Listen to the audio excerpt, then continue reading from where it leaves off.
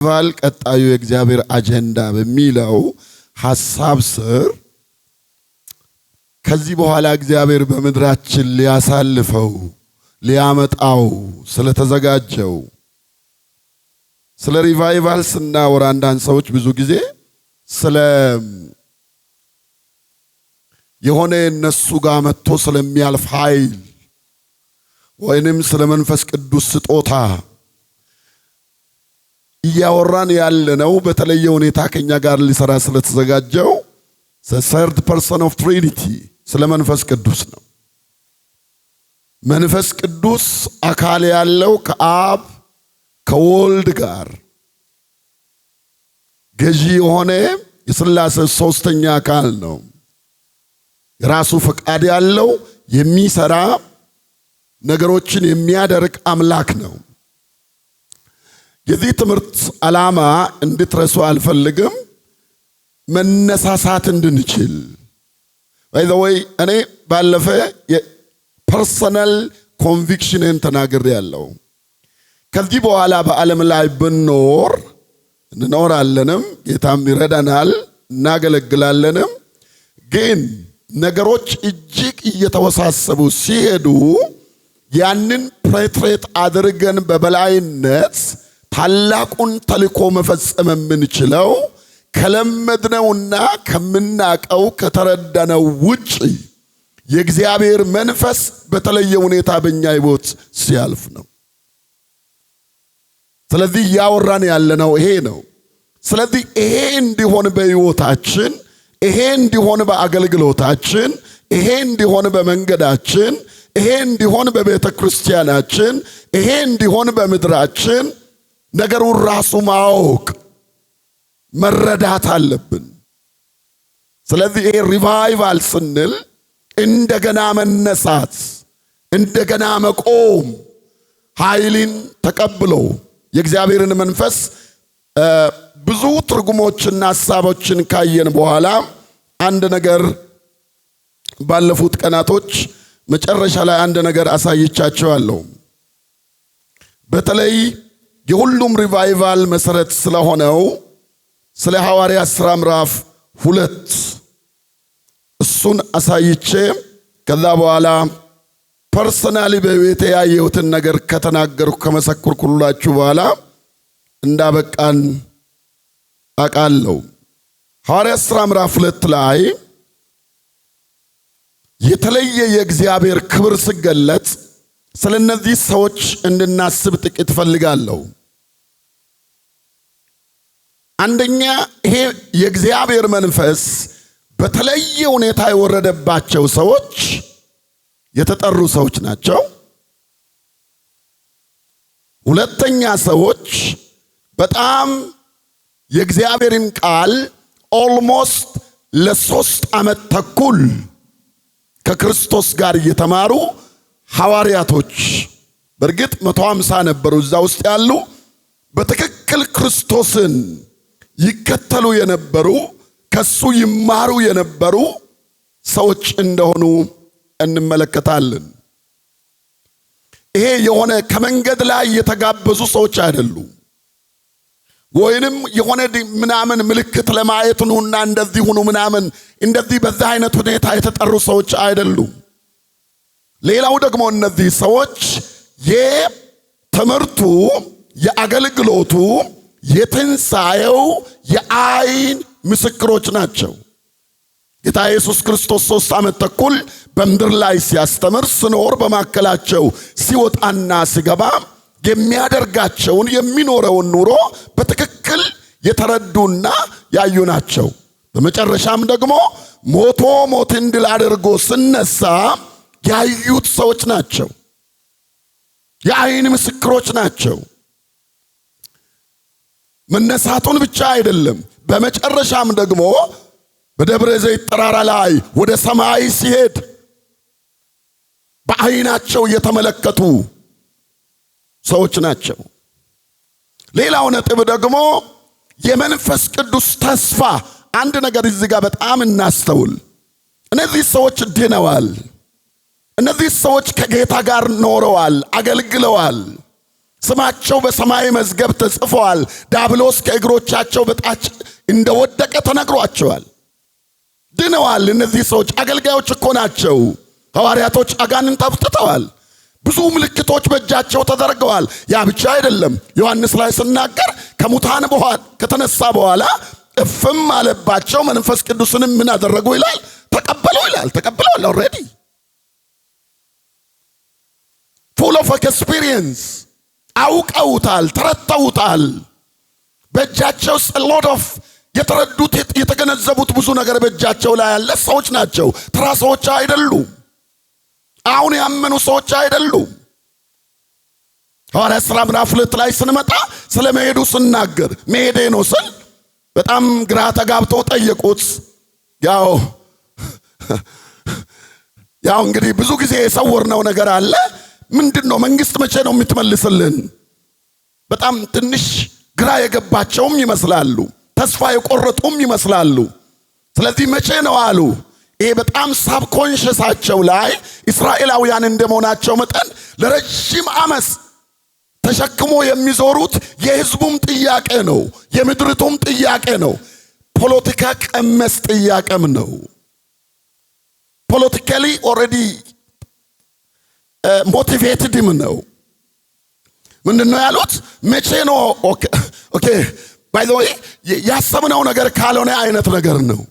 ያሰብነው እንደዚህ አልነበረም። ነገሮች እንደዚህ ይጠናቀቃሉ ብለን አላሰብንም ነበር። ግን በቃ ይሆናል ካልክ እሄዳለሁ ብለ ቁርጡን ከነገርከን የሰወርነውን የመጨረሻ ካርድ ማውጣታችን ነው አሉ። የእስራኤልን መንግስት መቼ ነው የምትመልሰው? ከዛ በኋላ እሱን ተውት አለ። ከዛ በኋላ ሰማያዊ የሆነ አጀንዳ ነገራቸው። እናንተ ከጥቂት ጊዜ በኋላ አለ መንፈስ ቅዱስ በኃይል በእናንተ ላይ ይመጣል። ምን አይነት ሰዎች? የሰበኩ ሰዎች፣ ያገለገሉ ሰዎች፣ ድንቅና ታምር በእጃቸው የሆነ ሰዎች። ኦ ማይ ጂሰስ። ሌላ ነገር አለ አላቸው። ምንድነው እሱ? አንድ ነገር ልንገራችሁ። ዮሐንስ ላይ እፍ አለባቸው መንፈስ ቅዱስን ተቀበሉ ለሚለው for the personal edification ኦልሬዲ ለራሳቸው የሚሆን ነው። አሁን ግን ኃይልን ትለብሳላችሁ ስል የሰጠዋችሁ ግሎባል ሚሽን፣ የሰጠዋችሁ ዓለም አቀፋዊ ተልእኮ ከግቡ ልታደርሱ የምትችሉት የተለየ ኃይል፣ የተለየ የእግዚአብሔር ጸጋ፣ የተለየ ሶስተኛው አካል መንፈስ ቅዱስ በእናንተ ላይ በኃይል ኦፕሬት ማድረግ ሲጀምር ነው። ስለዚህ ያ ውስጥ ትገባላችሁ አለ። ኢየሱስ ለዘላለም ያድናል። እሱ ይመጣል አለ። what ኃይልን ትለብሳላችሁ። ይሄ የደህንነት ኃይል አይደለም። ሰዎቹ ድነዋል። ይሄ በእግዚአብሔር መንግስት ውስጥ የሚያስገባን ኃይል አይደለም። ይሄ የእግዚአብሔር ልጅ የሚያደርገን ኃይል አይደለም። ይሄ ኃይል ምንድነው? የአገልግሎት ኃይል ነው። ሃሌሉያ። ስለዚህ ዛሬም ሪቫይቫል ምናምን ስል ለመዳን አይደለም። ባይ ዘ ወይ ኦልሬዲ ዊ አር ሴቭድ ፕሬዝ ጋድ። ድነናል፣ ተጠርተናል። አጋንንት በእጃችን ወጥተዋል። ጌታን አይተናል፣ ተረተነዋል። በተለያየ ሁኔታ ስለ ጌታ አውርቶ የማያልቅበት አገልጋይ ብቻ ነው እዚህ ውስጥ ተቀምጠው። ሁላችንም በግላችን ያየናቸው ያረጋገጥናቸው ብዙ ነገሮች አሉ። ግን አንድ ነገር ልል ፈልጋለሁ። ሌላ ደግሞ አለ። እስቲ አሜን የሚል ሰው ሌላ አለ። ሌላ ዌቭ አለ። ሌላ ሙቭ አለ። ሌላ ኃይል አለ። ሌላ አሰራር አለ። ሌላ አደራረግ አለ። ብሉይ ኪዳን ውስጥ እኮ ሙሴ ላይ የተነሱት ወንድም ማርያምና እዚህ ዋይ በቃ አንተ ብቻ ነህ እንደ ምናምን። እግዚአብሔር ከኛ አእምሮ በላይ ነው። እኔ ሪቫይቫል ስል የግድ የ19 ምናምን ማለት አይደለም። ለዚህ ዘመን እግዚአብሔር እኔ አንድ ነገር ነው ማምነውና የሚቀበለው። እኔ እንዴት እንደሚመጣ ላስተምራችሁ አልመጣሁም። ይመጣል። በፈለገ መንገድ ይምጣ። እንዴት መሰላችሁ እያልኩ ያለሁት? ይሄ የእግዚአብሔር መንፈስ ክቡር የሆነ የእግዚአብሔር መንፈስ ከጨለማ በላይ የሚያስኬድ የእግዚአብሔር ኃይል ከዘመኑ ተግዳሮት በላይ ቤተ ክርስቲያንን ከፍ አድርጎ እንድትገለጥ የሚያደርግ የእግዚአብሔር ኃይል ቅድስናን ወደ ቤቱ ለመመለስ የሚያተጋን የእግዚአብሔር ኃይል በእውነት የሚያንበረክከን የእግዚአብሔር ኃይል የጨለማን ስልጣን የሚመታ ኃይል ክብሩን ወደ ቤቱ የሚመልሰው ኃይል እሱ በፈለገው መንገድ በኢየሱስ ስም ይምጣ። በዚህ መንገድ ይምጣ አይደለም፣ እሱ በሚፈልገው እሱ በወደደው ምንድነው በቤታቸው የፈጠረው? አንዳንድ ነጥቦችን ልስጣችሁ ከሐዋርያት ሥራ ጋር በተያያዘ ምንድነው በቤታቸው ላይ ያመጣው? ይሄ የመጣው የእግዚአብሔር መንፈስ ሐዋርያት ሥራ ምዕራፍ 2 ላይ ድንገትም ይላል እንደምነት አውሎ ነፋስ ድምፅ ከሰማይ መጣ፣ ተቀምጠውበት የነበረውን ቤት ሞላ፣ በእያንዳንዳቸውም ላይ የተከፋፈሉ ልሳኖች ታዩአቸው።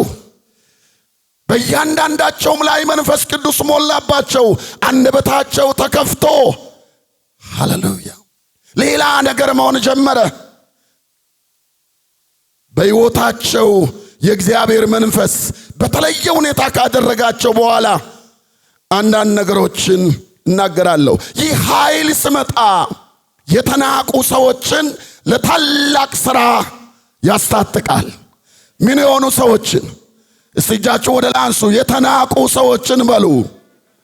የእግዚአብሔር መንፈስ በኃይል ያስታጥቃል። አሜን። ምንድነው የሆነው? በዛ ጊዜ ፔንቴኮስት የጴንጤቆስጤ በዓለ 50 በከተማው ላይ ይከበር ነበር። በኢየሩሳሌም ላይ አይሁዶች ከ14 ሀገር በላይ ከዓለም ዙሪያ ተሰብስበው መጥተዋል። ከዛ በኋላ መጽሐፍ ቅዱስ ሲናገር እንደዚህ ይላል። ምንድነው የሚለው? ያ ድምፅ ከሰማይ መጣ ይላል። የመጣው ድምፅ የከተማውን ድባብ ነው የለወጠው። ኦ ማይ ጂሰስ ባይዘው ማስታወቂያ አልተለጠፈም። ሰው ስለዛ መንፈስ ቅዱስ እየሰራ ነው ብሎ የነገረ ማንም ሰው የለም። ድምፅ በሰሙ ጊዜ ይላል በጌታ በኢየሱስ ስም ያልዳኑት ሁሉ ድምፁን በሰሙ ጊዜ፣ እንግዶች ድምፁን በሰሙ ጊዜ ቤታቸውን ትተው ወደ ድምፁ መጡ። ዋት ሃፐን አሉ። ሲመለከቷቸው ያልተማሩ ሰዎች፣ ያልሰለጠኑ ሰዎች፣ የሰው አይን የማይሞሉ ሰዎች ምንድነው የሚለው? እነዚህ ገሊላውያን አይደሉምን አሉ። ገሊሊያንስ ባይ ዘ ዌይ ከገሊላ ዶክተር አይጠበቅም፣ ከገሊላ አስተዳዳሪ አይጠበቅም፣ ከገሊላ ሐዋርያ አይጠበቅም፣ ከገሊላ አዋቂ አይጠበቅም፣ ከገሊላ ምሁር አይጠበቅም። ገሊላ በአንድ ነገር ትታወቃለች። በገሊላ ባህር ወንድ ከሆንክ አሳ አጥማጅ ነህ፣ ሴት ከሆንሽ አሳ ቀቃይ ነሽ። ሰምተሻል? ከዛ ውጭ ሌላ ነገር የለውም። ግን ከገሊላ ሌላ ነገር ዛሬ ወጣ። እነዚህ ያለው የመጡ ሰዎች ገሊላውያን አይደሉም ወይ? ማን ነው የሌላ ውበት ያላበሰው? ከሰማይ የመጣው የእግዚአብሔር መንፈስ በምንረዳው ቋንቋ እኮ ያወራሉ አሉ። በገዛ ቋንቋችን በዘፍጥረት 11 ላይ ቋንቋ በዛ። አንዳንድ ሰዎች የቋንቋ እርግማን ምናምን ይላሉ። እኔ ቋንቋ መረገሙን አላየሁም። ዘፍጥረት 11 ከእርግማን ጋር መጽሐፍ ቅዱስ የሚለው ሰዎቹ የሰናዖርን ግንብ ሲሰሩ በእግዚአብሔር ፈቃድና ሐሳብ ላይ ሰልፍ ፕሮፖጌሽን ነው። ራሳቸውን ሆነ አርገው ነው። ሌላው ደግሞ አዲስ የጣዖት አብዮት ነበር እያለማመዱ ያሉ። ሌላ ደግሞ የራሳቸውን ስም የማስጠራት አባዜ ውስጥ ናቸው።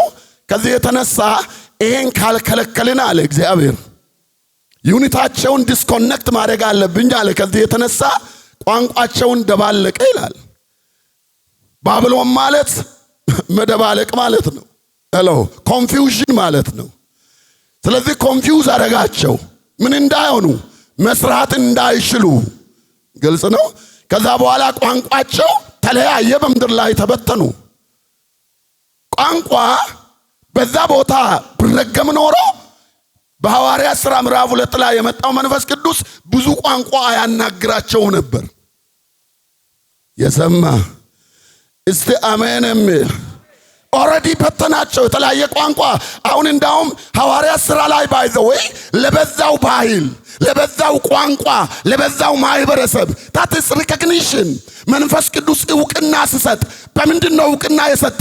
በቋንቋቸው በልዩ ልዩ ቋንቋ እንዲናገሩ አደረጋቸው። ኢየሱስ ለዘላለም ያድናል።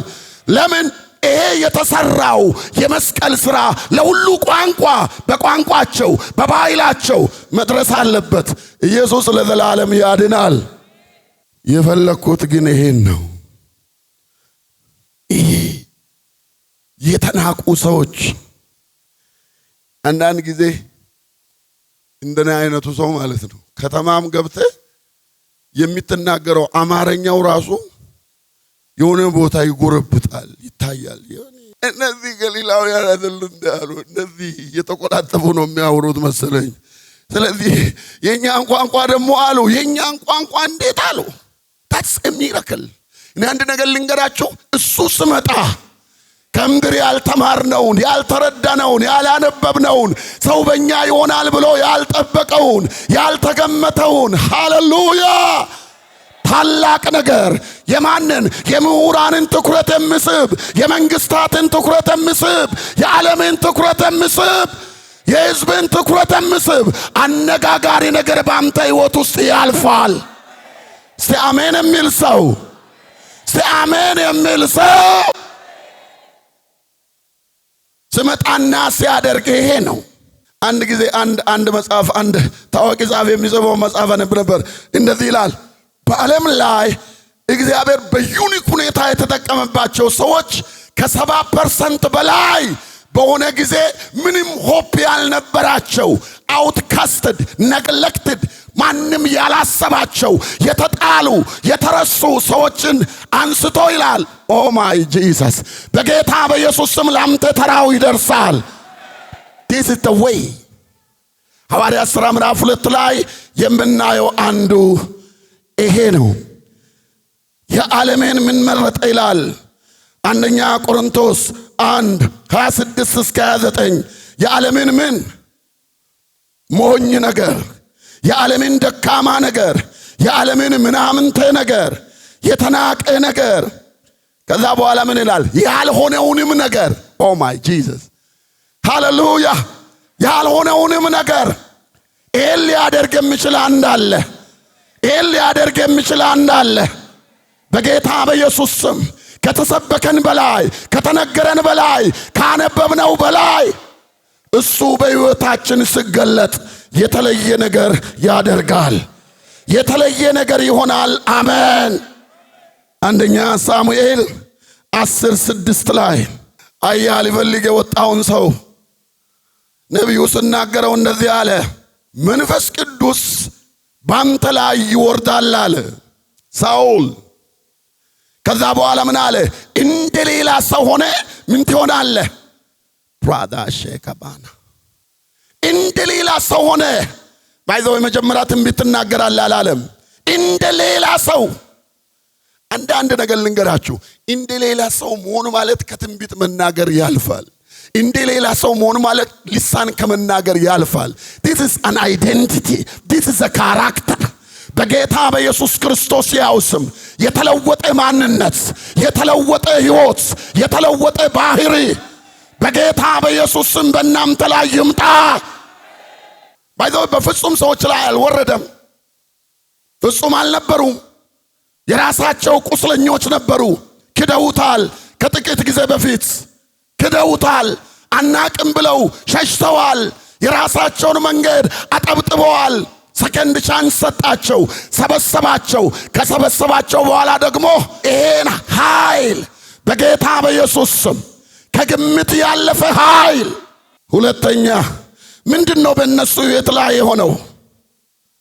ይሄ የእግዚአብሔርን ቃል በኃይል ያሰብከናል። ጴጥሮስ አንደበቱን ከፈተ። ሪቫይቫል ሲባል የእግዚአብሔር መንፈስ የተሞላ ሰው የሰዎችን ችግር አይደለም የሚያወራው፣ አስቀድሞ የሚያወራው የእግዚአብሔርን ቃል ነው። ሰምታችኋል? መቀባቱን አይደለም መጀመሪያ የሚያወራው የእግዚአብሔርን ቃል። ምንድነው የሆነው እዚህ ቦታ? ገና ሰዎች ግራ ተጋቡ። የሚነገረውን የሚታየው ድንቅ ሆነ፣ አነጋገረ። ከዛ በኋላ ጴጥሮስ የሰዎችን አእምሮ፣ የሰዎችን ትኩረት፣ የሰዎችን ንግግር ይዞ የሄደው ወደ ራሱ አይደለም፣ ወደ ችግራቸው አይደለም፣ ወደ ቃሉ። እስቲ ወደ ቃሉ በሉ። እስቲ ባካችሁ ወደ ቃሉ በሉ። አስጎበኛቸው ጴጥሮስ። በኢዩኤል እንዲህ ተብሎ ተጽፏል አለ። ባታሸካ በዘመናችን ብዙ ጊዜ አሁን ሰዎች የሰዎችን ችግር በማየት ላይ ትኩረት ያደርጋሉ። ሄሎ አንተ ሁለት ነገር ማየት አትችልም ስትቀባ። በዚህ መካከል የከበረውን ጌታ ከመናገር አልፈ ጌታ አጠገብ ያሉ ሰዎች ችግር ለማውራት ጊዜ የለህም። ሰምተዋል? ገዴዎንን ተመልከተው። ፈሪ የሆነ ድንጉጥ የሆነ ለመሸሽ የተነሳ ሰው። ሄሎ የእግዚአብሔር መልአክ መጣና እንደዚህ አለው፣ አንተ ኃያል ነበር እንዴ? አልነበረም። ፈሪ ነበር፣ ድንጉጥ ነበር፣ ሊሸሽ የተዘጋጀ ሰው ነበር። በማይሆን ቦታ ሄሎ ጉድጓድ ውስጥ ነበር ይወቃ የነበረው፣ በወይን መጥመቂያ ውስጥ ግራ የተጋባ። ሁለት ሞት ከቦታል። አንድ የረሃብ፣ ሁለተኛ የጠላት መምጣት። ግን እንደዚህ ያለ መልአክ መጣና አንተ ኃያል ሰው ያደረገው ማን እንደሆነ ልንገራችሁ። እንደዚህ ያለው እግዚአብሔር ካንተ ጋር ነው አለ። የሰማ አሜን ይላል። ስማኝ፣ ደካማ ጋር የቆመ እግዚአብሔር ካለ የደካማው ድካም አይነገርም፣ የኃያሉ እግዚአብሔር ስም እንጂ። አንተ ኃያል ሰው እግዚአብሔር ነው ኃያል። እስቲ ባካችሁ አሜን፣ እስቲ ባካችሁ አሜን። ዞጁንም እኮ አላደረበም ብሎ ስሙት እናንተ በሰቀላችሁት አለ። ከማን ሰዎች እኮ ሆቶ ነው ያዩት ነው። አይሁዶች በቅርብ ጊዜ የሰቀላችሁት ያ ጌታ ቦልድነስ፣ ማንም ሪዚስት ሊያደርግ የማይችል በጌታ በኢየሱስ ስም ዛሬ ለእንጀራ ብሎ የሚሰብክ ስንት ሰው አለ? የሰው ፊት እያየ የሚሰብክ ስንት ሰው አለ? በጌታ በኢየሱስ ስም ይሄ የሚገለበጠው ኃይሉ ሲገለጥ ነው። በጌታ በኢየሱስ ስም ኃይሉ ይገለጥ።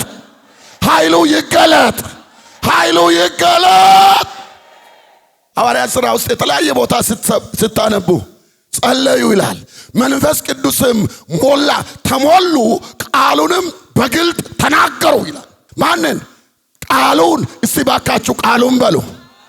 this is an original የተለየ የእግዚአብሔር ጉብኝት። በእኛም ዘመን መሆን ያለበት ይሄ ነው። ሳይን ሌላው የአንድነት መንፈስ ዩኒቲ። ሃሌሉያ። መጽሐፍ ቅዱስ ሲናገር ጴጥሮስም ከስንት ጋር ቆሞ? ከ11 ጋር ቆሞ ይላል። ምዕራፍ 2:14 ላይ የኛ ዘመን መንፈስ አንዱ ሮንግ የሆነ እንድንጠራጠር የሚያደርገው ሁሉም ሲሞላ የራሱን ድንኳን ለመወጠር ራእይ ያገኛል። ማንም በህብረት ለመቆም የሚፈልግ የለም። ለገበያ እንዲያመቸው ነው ሁሉም። እኔ ነባሩን ሲስተም የግድ በድሮ ቸርች ብቻ ውስጥ እግዚአብሔር ይሰራል የሚል እምነት የለኝም። እግዚአብሔር ነባሩንም የተሻለ ሞዴል አድርጎ አሁን ፕላንት በሚከፈቱ አይደለም ፕላንት በሚደረጉ ሄሎ ሞዴል የሆኑ ቸርቾችን ሊያመጣ ይችላል ብዬ አምናለሁ። ግን አብዛኛው አሁን እየሆነ ባለው መንገድ አላምንም። የሆነ ማን ኦፍ ጋድ እስከሌለ ድረስ ካለ ቸርቹ አለ፣ ሰውየው ከሌለ ቸርቹ የለም። ይሄ ሪቫይቫል አይደለም። ባይ ዘ ወይ ሰምታል? This is not revival. This is just confusion. It is not vision, it's confusion. ሰምታል? አንድን ሰው ከመጠን በላይ እንዲገን የሚያደርግ ሰውየውን ሰዎች እንዲከተሉ የሚያደርግ የሰውየውን ስጦታ በተለየ ሁኔታ ሰዎች እንዲፈልጉ የሚያደርግ ይሄ ከሰማይ የመጣ እሳት አይደለም። የሰማ this is confusion። ሐዋርያቶችን እንመልከታቸው። ይሄው ሜዳ ላይ ነው ተቀመጡት። ራሳቸውን አልሰበኩም። ወደ ስጦታቸውም ሰዎች እንዲያነሱ አላሉም። ያደረጉት ክርስቶስ ኢየሱስ። እስቲ ባካቸው አሜን የሚል ሰው። እኛ ክርስቶስን እንሰብካለን። አይሁድ ምልክትን አለ፣ ግሪኮች ጥበብን ይሻሉ። እኛ ግን ማንን? የተሰቀለ ኢየሱስን በጌታ በኢየሱስ ስም ያን የሚያሰብክ ኢየሱስ በሉ ባካችሁ። ቤተ ክርስቲያን የምትመሰረተው በስጦታ ላይ ሳይሆን በክርስቶስ ኢየሱስ ቃል ላይ ነው። ቤተ ክርስቲያንን ደግሞ የሚመሰርታት ክርስቶስ ራሱ ነው። ቤተ ክርስቲያንን በዚህ አለት ላይ አለ። አለት የሰማ አሜን ይላል። ስለዚህ ወዳው እግዚአብሔር ባንተ ቤት መገለጥ ሲጀምር ድንኳን አይታይ፣ ክርስቶስ ይታይ በጌታ በኢየሱስ ስም። ቸርች ማለት አንድ ነገር ልንገራችሁ፣ በዓለም ላይ በጣም ኮምፕሊኬትድ ለማስተዳደር ለመምራት በጣም ውስብስብ ከሚባሉት ኢንስቲትዩሽን የመጀመሪያው ቸርች ነው ይባላል። ሰውየው እውነተኛ የሆነ ስጦታ አለው እንኳን በለው፣ አንድ ስጦታ የፈለገ ስጦታ ሻርፕ ከሰማይ እንኳን ቢሆን በዚህ ስጦታ ብቻ ቸርችን መምራት አትችልም። ለዚህ ነው መጽሐፍ ቅዱሳችን አንዳንዶችን ሐዋርያት፣ አንዳንዶችን ነቢያት፣ አንዳንዶችን የወንጌል ሰባኪዎች፣ አንዳንዶችን መጋቢዎች፣ አንዳንዶችን አስተማሪዎች እንዲሆኑ ሰጠ። በእኛ ዘመን ግን ያለው ነገር አንዱ የሆነ ነገር ሲመጣብህ ራሱ ሌላ አገልጋይ ያስጠላል። ብቻዬን ትፈልጋለህ፣ ሜዳ ዘማ ብቻዬን ማንም። ከዛ በኋላ ምናልባት ትንቢት የምትናገር ከሆነ የሚያስተምር ሰው ከሆነ ታስቀምጥና መጽሐፍ ቅዱስ ታስነብበዋለህ። በስተት እዚህ ላይ አይወጣም። በስተት ለምን አይወጣም መሰለ? ሴንተር ኦፍ አትራክሽን እንዳይሆን ነው። አንዳንዶች እንደዚህ ይላሉ፣ በአንድ ሰማይ ስር ከአንድ የሚበልጥ ፀሐይ የለም ይላሉ። ፀሐዩ እሱ ብቻ ነው ወጋው። እኛ የሰው ፀሐይ አናቅም። የሰማ አሜን ይላል። ይባካችሁ ኢየሱስ በሉስ። እኔ ኢትዮጵያ ውስጥ የምናፍቀው ቫራይቲ ጊፍትስ። ሄሎ ሌላው ሰልፍ አፖይንትድ ነው። ራሱን በራሱ ነው የሚሾመው። ነባሩ ደግሞ በቃ ከራሱ ኪስ ጨምቆ ይሰጥ ይመስል ይሞታል። በቃ አምላክ በጸጋ የሰጠውን ስጦታ ነው ሰውየውን ማለት አይፈልጉም። ዳር ይዞራሉ። አንዳንዶች ባይዘዋይ ሊሞቱ ስሉ ለማይሰብኩ ፓስተርነት አልጋ ላይ የተሰጣቸው ሰዎችን አውቃለሁ። የሰማ አልጋ ላይ ተኝተው ሊሞቱ ስሉ በቃ ይሄም ጨለማ ነው። ነባሮች ሰማችሁ? ጨለማ በጌታ በኢየሱስ ስም ይሄ ጨለማ ከኢትዮጵያ ቤተክርስቲያን ላይ ይነሳ። ሌላው ደግሞ የኛ ችግር ሐዋርያና ነብይ ሲባል እኛ የሰማይ ስባሪ ይመስልናል። ተቀድማቸዋል። ባይዘወይ ራሳቸውን ቀቡ የምንለው ኦሬዲ ህዝቡን አስተዋውቀዋል። ህዝቡ ሐዋርያ ምናምን ነብይ ምናምን የሚለውን ኦሬዲ ህዝቡ አዳፕት አድርገዋል። የለም ካልክ አንተ ራስህ የለም ይላል እንጂ ህዝቡ አሁን አይቀበልም። አንተ ነህ የሌለ ይላል ህዝቡ ራሱ። ሰሲሽናሊስቶች ኦሬዲ ይፈል ልናገር አሁን የተለያየ ቴዎሎጂካል ቶት ያላችሁ ሰዎች አላችሁ። ያ እናንተ መብት ነው። እናንተ ሌላው ቀርቶ ሪቫይቫል ሲባል ራሱ ያቃጥላችኋል። ደስ አንድ ሰው እንደዚህ አለኝ፣ ጸግሽ አለኝ፣ ቴዎሎጂ ተምሯል። ጸግሽ አለኝ ታድሶ ብለህ ጻፍከው ነገር እኮ በቃ አለ በዛ እጂ ሪቫይቫል ብለህ ተጽፋለህ አለ። ለሱ ታድሶ ማለት አርጉመንታቲቭ መሆን በምክንያት ምናምን መሞገት መጥቀስ ምናምን ያቶፕ ነው።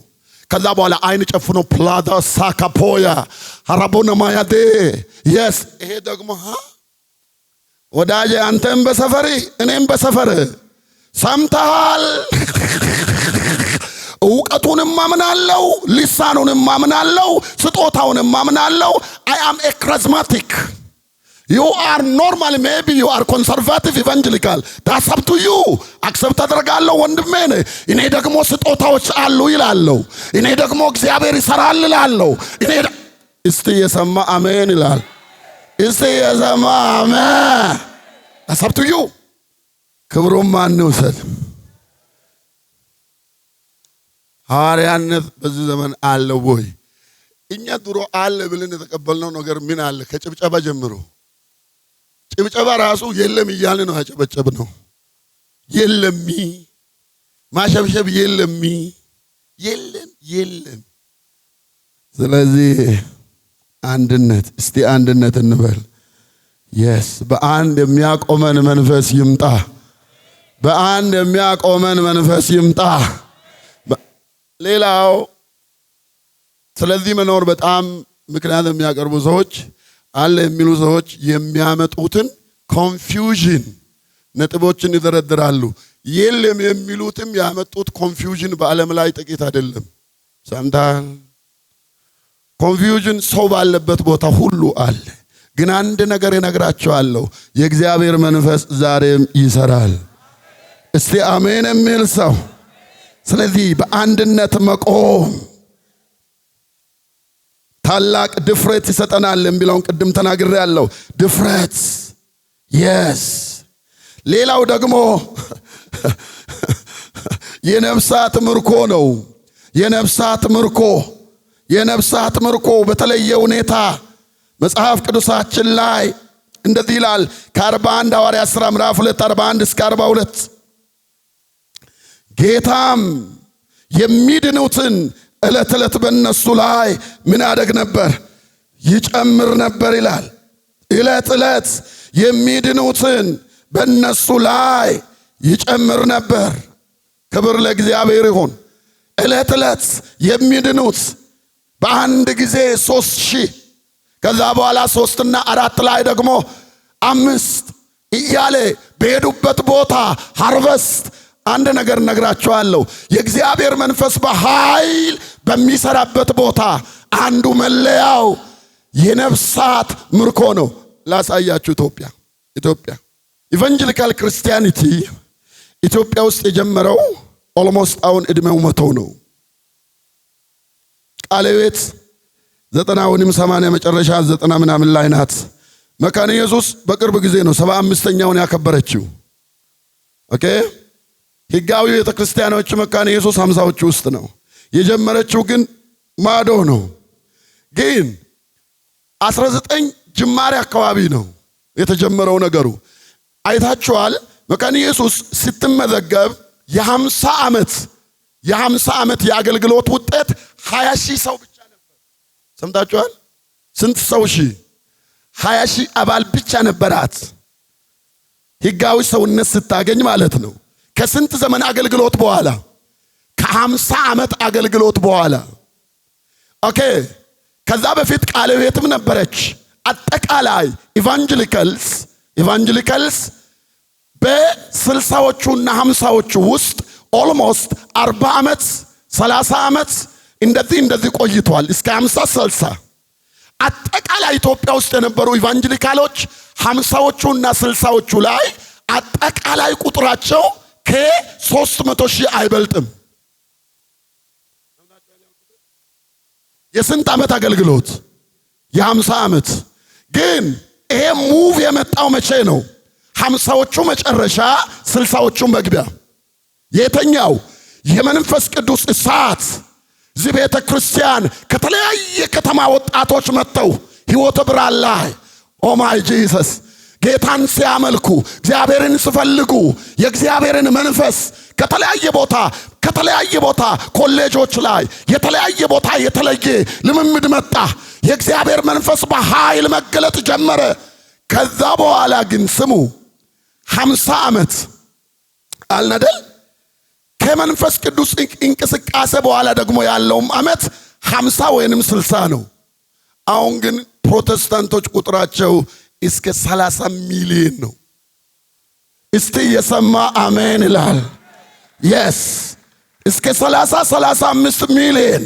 ይሄ ባይ ዘ ወይ ቀላሉን ለምን አላሳያችሁ? የሆነ ስታቲስቲክስ እኔ በኖርኩበት ምድር የእግዚአብሔር መንፈስ ቅዱስ እንቅስቃሴ ሳይ እኔ አንድም ቀን ሰይጣን ሲጮህ አይቼ አላቅም። ቸርቻችን ውስጥ አንድም ቀን ፈረንጆች ነበሩ። ሰው ከጮኸ ሐኪም ቤት ውሰዱ ነው የሚባለው። ጮህና ውጣ የለም። ጮህና ውጣ እንኳን በጌታ በኢየሱስ ስም ነገር የፈነዳው መቼ ነው? በቅርብ እኮ ነው። 82 ኃይለኛ ዌቭ መጣ። ከሞን ሼላዳና ማያለና መጣ። ግቢ የሚገባ ይወድቃል፣ ይጮሃል። አጋንንት ወጣቶች ከሰው ውጣ ይላሉ። አባቶች ምን መጣሱ? ምንድነው ይሄ? ምንድነው? ጌታ ነዋ። this is practical። በጌታ በኢየሱስ ስም ዛሬም ያለዚህ ኃይል ማገልገል አይሆንልንም። ችግሩ ምን ሆነ መሰላችሁ? ኢትዮጵያ ውስጥ አሁንም ዶክትሪናሊ ፔንተኮስታል የተባሉ የፔንተኮስታልነት ሽታ ብዙ ቸርቾችን እየሸሸ ነው። የሰማ ጉባኤው ስትገባ ኃይሊ በጣም አሜን ማለት አይቻልም፣ ግን ፔንተኮስታል ነው። በትህትናና በፍቅር ባይዘው ፔንተኮስታልነት ማለት is about experience. It's not about doctrine only. ወረቀት ላይ ያለው ዶክትሪን ብቻ ሳይሆን ፔንተኮስታልነት የመንፈስ ቅዱስ ኦፕሬሽን ነው። የመንፈስ ቅዱስ እንቅስቃሴ ነው። የመንፈስ ቅዱስ እንቅስቃሴ ነው። የመንፈስ ቅዱስ ስጦታ በሙላት መስራት ነው። በኢየሱስ ክርስቶስ ስም ያ ነገር በዚህ ቤት እንደገና እስቲ እንደገና የሚል ስን ሰው አለ። በጌታ በኢየሱስ ስም እንደገና ይስራ፣ እንደገና ይስራ፣ እንደገና ይስራ። ሌላው ሐዋርያቶች ላይ የምናየው ምንድነው? ከዚህ ጋር የተከሰተው አዲስ ነገር ድንቅና ተአምር ታጅቦ ወንጌል በኃይል መሰበክ። በሰው ሁሉ ፊት ፍርሃት ሆነ። በሐዋርያቶችም እጅ ብዙ ድንቅና ምልክቶች። እስቲ ብዙ ድንቅና ምልክቶች በሉ። የስ ሃሌሉያ። ዛሬም በዚህ ዘመን ድንቅና ተአምር ያስፈልጋል። ለኔና ላንተ አይደለም፣ ለወንጌል። እስቲ አሜን የሚል ያ የሚሰራው የእግዚአብሔር መንፈስ በኃይል። ክብር ለጌታ ይሁን። 43 ላይ ታገኛላችሁ። ይሄ አንዳንድ በሐዋርያቶች ላይ የተገለጠው የእግዚአብሔር መንፈስ በክብር ተገልጦ የሰራቸው ታላላቅ ነገሮች ናቸው። በከፊል ከዚህ በላይ ብዙ ነገር መቁጠር ይቻላል፣ ግን ጥቂት ነገር ደግሞ ላሳያችሁ። ምንድነው ማሳያችሁ? ታሪክም ጋር ልውሰዳችሁ። ያለውን ነገር ስለ ሪቫይቫል ታሪካዊ ሂደት ያለው ነገር ነው። ስለዚህ ይሄን ነገር አሁን እንድታዩ እድል ሰጣችኋለሁ። ይሄ ከላይ የምትመለከቱት ምን ሆነ መሰላችሁ? አሁን ሁላችሁ ወደ እኔ ተመልከቱ። ይሄ መንፈሳዊ እንቅስቃሴ በዘመናት መካከል ቤተክርስቲያን ዓለም ላይ አለች። ሃይበርኔት ተደርጎ ነው የቆየው ነገር እንደ ተዳፍኖ ልበል።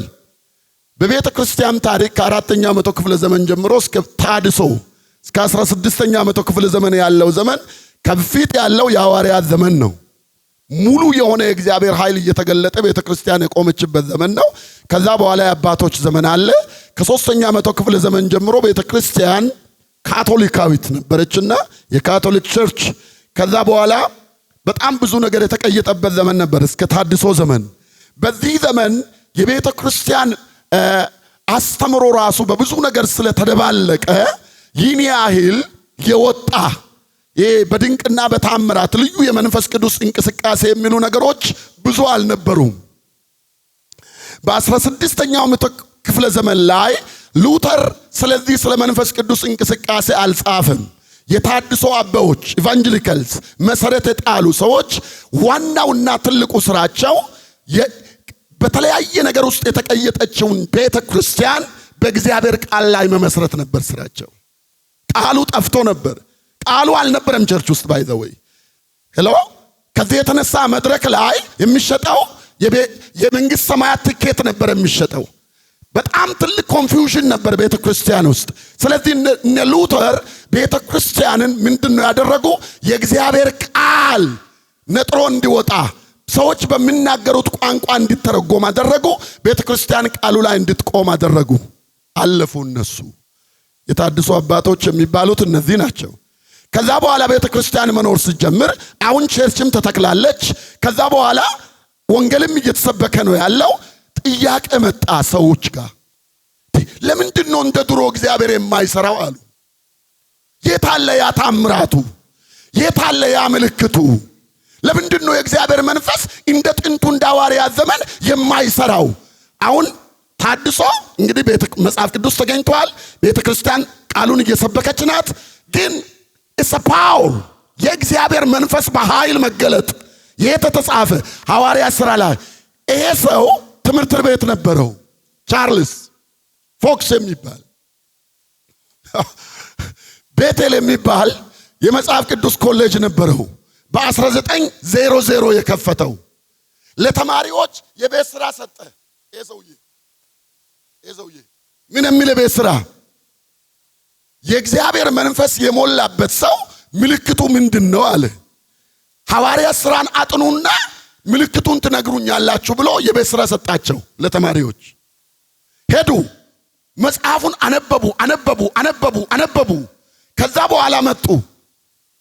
ያየነው አሉ መንፈስ ቅዱስ ሲወርድባቸው ሊሳን መናገር ነው የጀመሩት። ብዙ ቦታ ሊሳን ተናግረዋል አሉ። አንዱ የፔንቴኮስታል ክላሲካል ዶክትሪን አንዱ በሊሳን መናገር ነው። ከዛ ነው የተወሰደው። ኦኬ። ከዛ በኋላ አንዲት እቺ ሴትዮ አጠገብ ያለች እቺ አይታችኋል?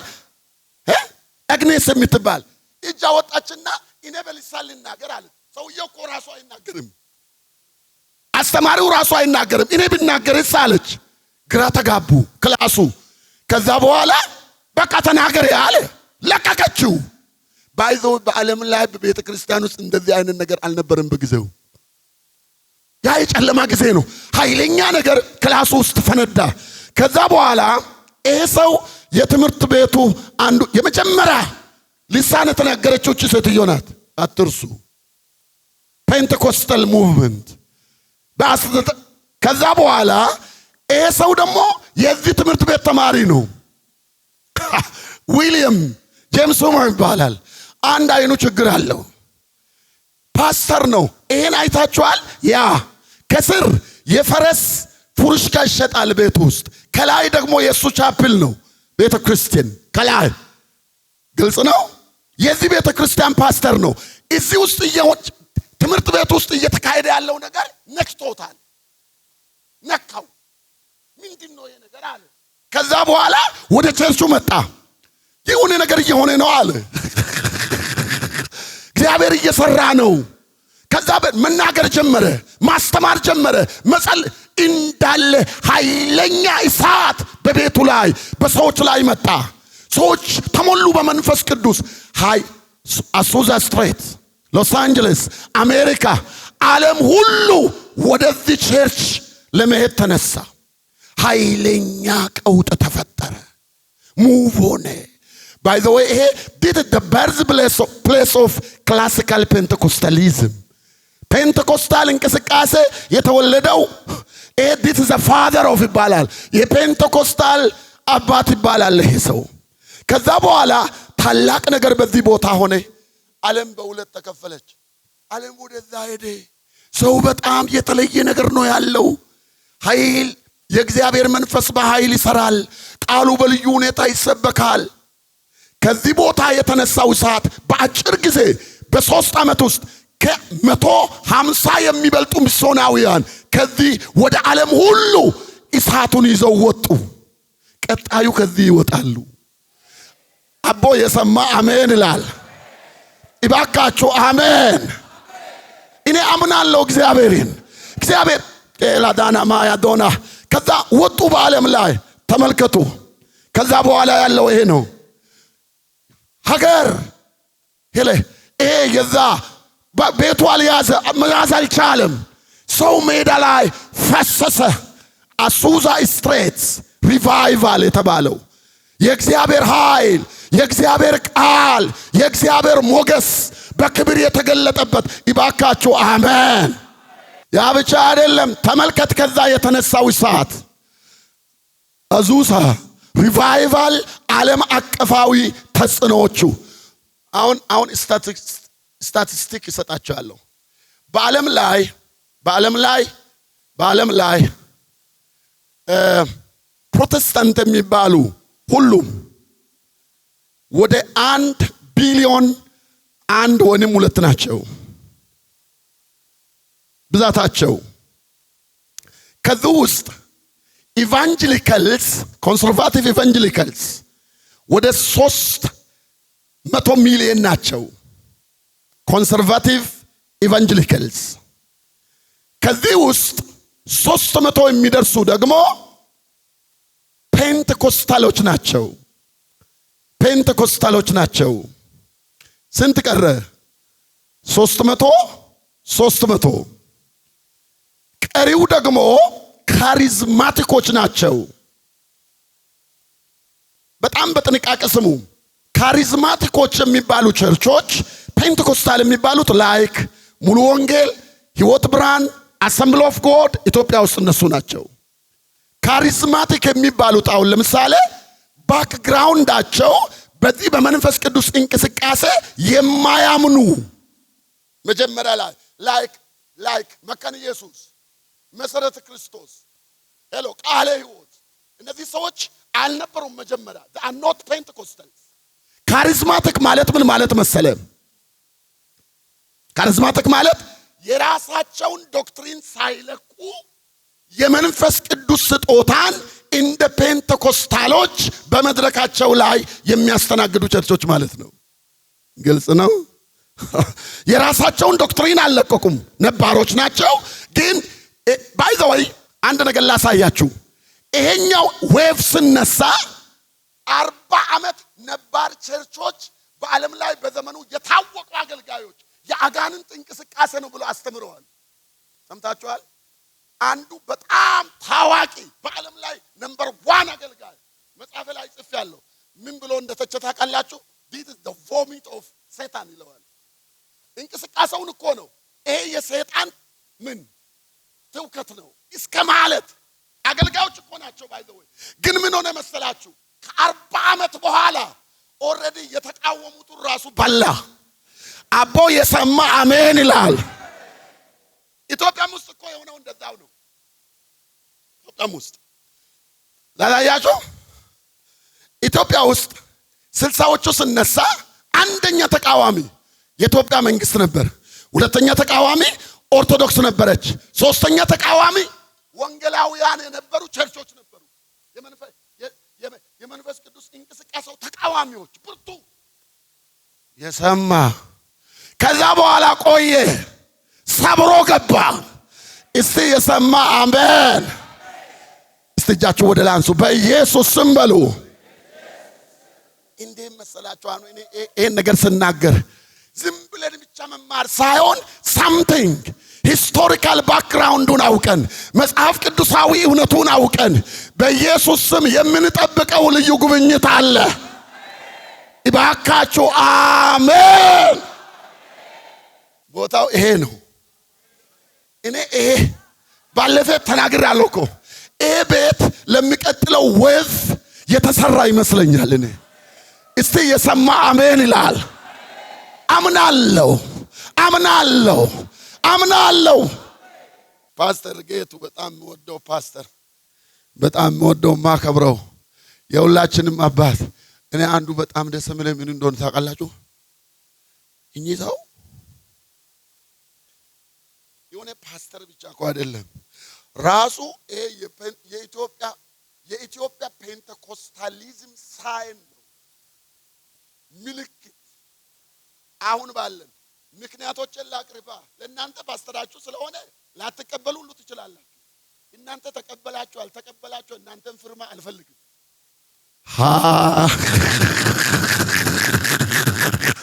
ምንድን ምንድነው ማየው መሰላችሁ? እስቲ ዝም ብላችሁ አገልግሎቱን ተመልከቱ። በኢድሞ በጣም የሄደ ሰው እንደዚህ የሚያደርገው ሳኑ ብኑ መድረክ ላይ በተገለጠበት ስፍራ ፋን የለም እኮ ሁሉም ግራ ገብተውት ይሄ ሰውዬ መቼ ነው የሚበርደው ይላል። ግን እኔ አንድ ነገር በጌታ በኢየሱስም ከሱ በላይ የነደዱ ኃያላን ከዚህ ይነሱ።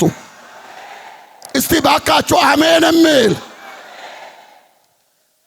የነደዱ